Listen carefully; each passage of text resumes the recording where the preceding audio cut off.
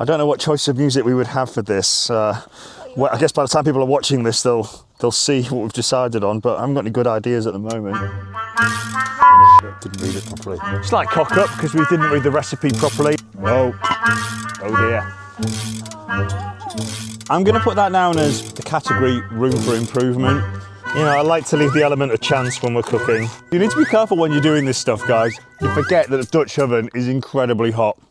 Welcome back, everybody. I'm in the woodland again today with Leah, and we're going to have a go at cooking upside down pineapple cake.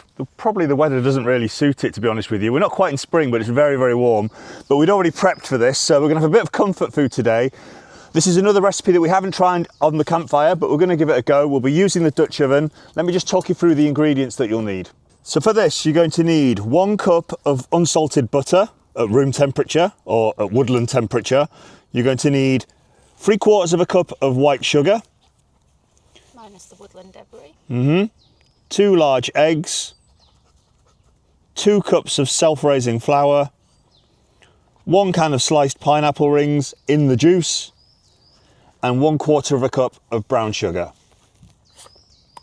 Okay, stage 1, we're going to mix the butter with the sugar. So this has been left out in the sun, so hopefully it's nice and soft. Oh yes it is, which is good.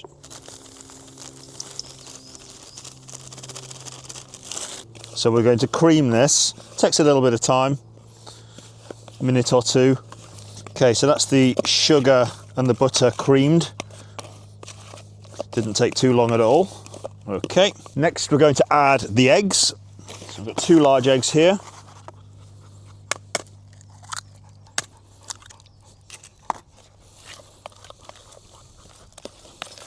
Well, this is quite nice, cooking in the sunshine. This hasn't happened for a while. We may well be too hot to want to enjoy our cake. It's been a long winter. It's quite nice to be out and doing something in the sunshine. So we've mixed the butter, the eggs and the sugar. Next we're going to add the flour. So this is an interesting dimension to the recipe that I wasn't expecting. It says add the pineapple juice.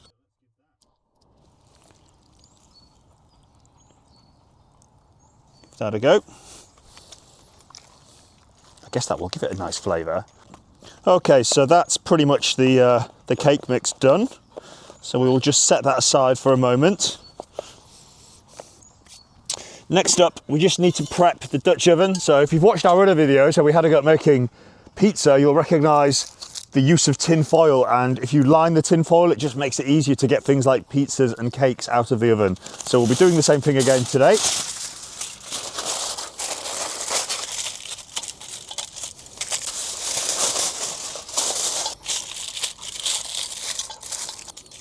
Okay, so we've lined our Dutch oven.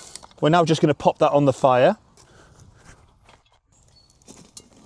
That should do. We'll let that warm up. It's like cock up because we didn't read the recipe properly. I threw all of the butter in and I should have reserved a little bit, but I'm hoping I've got just enough left in here to mix with the brown sugar, which is the next step. So we want the remnants of our butter. Ideally you want 1/4 stick, I think. I don't know why I'm talking to you in terms of sticks, but basically we're using this recipe book and all of the ingredients are measured out in kind of US kind of measurements, which is basically cups, half cups, 1/4 cups. So I will put what that equates to in grams on the video. But anyway. I said we didn't read the recipe correctly. Well, you know, the production staff are easily distracted. So anyway, we're going to mix the brown sugar with what's left of the butter. Well, a little bit more butter would have gone a long way, but there you go. We will make do. We should have read the recipe properly. Yeah, well, you know, I like to leave the element of chance when we're cooking. That will have to do. So I'm sure it should look a little bit different ideally, but there you go. Okay, so this is heated up, so let's have that off the fire. Let's just pop it down here for a moment. And what we're going to do is put the sugar in.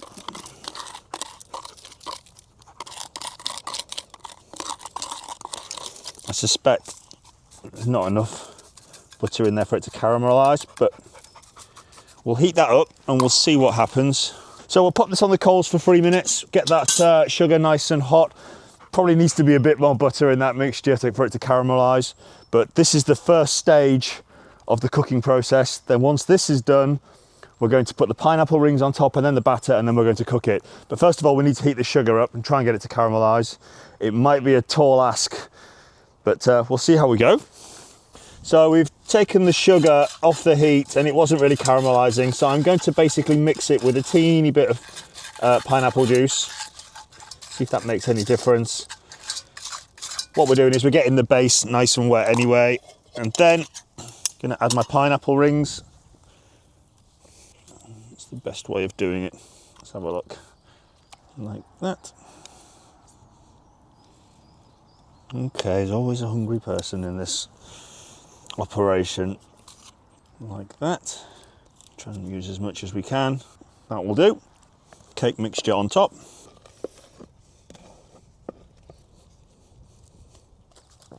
So that's the batter. Just trying to spread it evenly so we get good coverage.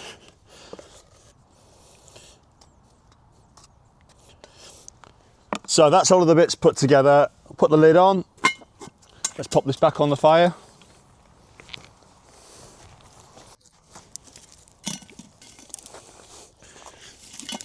So it needs about 20 minutes. We'll set the timer and then we'll come back to you and we'll see how it looks.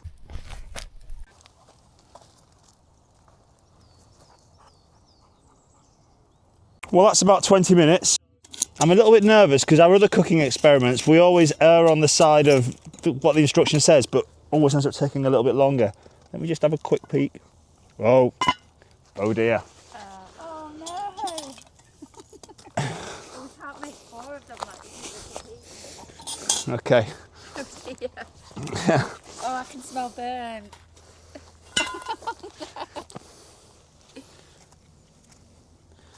Let's have a look. That is so unbelievably hot. We should have checked on it halfway through, shouldn't we? We, the editorial we.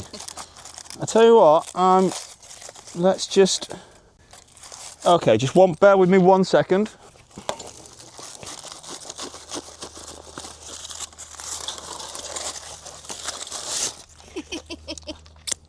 Whoa. No. Well. Oh, this Wowzers. here looks real nice. Well, that's nuclear hot. The proof is in the pudding, as they say. Okay, it's a little bit burnt on the top. A little bit. What I want to do is, I don't want to have a go at turning it over. What we'll do is we'll let it cool down for a second, and then we will turn it over. An amazing transformation. Oh, yum. Well.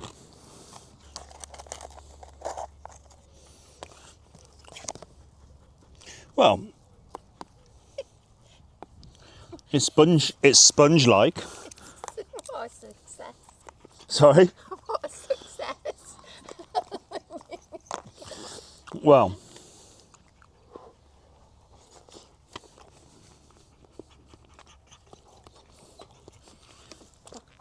It may not look like upside down pineapple cake, but it is upside down pineapple cake. Tastes just like it. Not the most appealing to look at, but it's definitely there. It's fully cooked. It's cooked. Pretty sure it's cooked. Yeah, my hand's cooked. You need to be careful when you're doing this stuff, guys. You forget that a Dutch oven is incredibly hot. I'm going to put that down as the category room for improvement, but in principle that works. I'm slightly surprised because we didn't actually have a big bed of embers. I thought actually it might take a bit longer, whereas in fact we left it for the stated 20 minutes and it was, you know, it was pretty brown on black on the outside. That bit's not so nice. The rest is great. Why don't you try it, Leah? Here, you take that. Let me know what you think. Are there any bird bits now?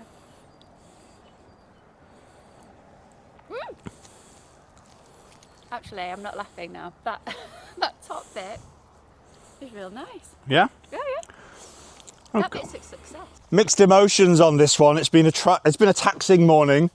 I think in retrospect, do the same process again.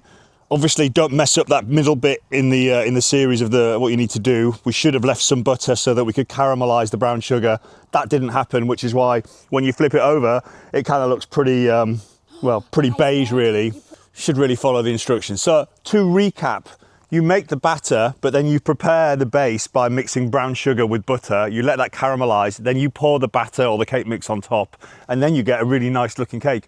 We kind of neglected that middle bit, but what we've ended up with is still pretty tasty upside down pineapple sponge. It just looks very bland, that's all. But we'll spend a nice afternoon now eating it. Give it a go at home. If you do better, please leave any tips or recommendations in the comment section. And thanks for watching. All the best.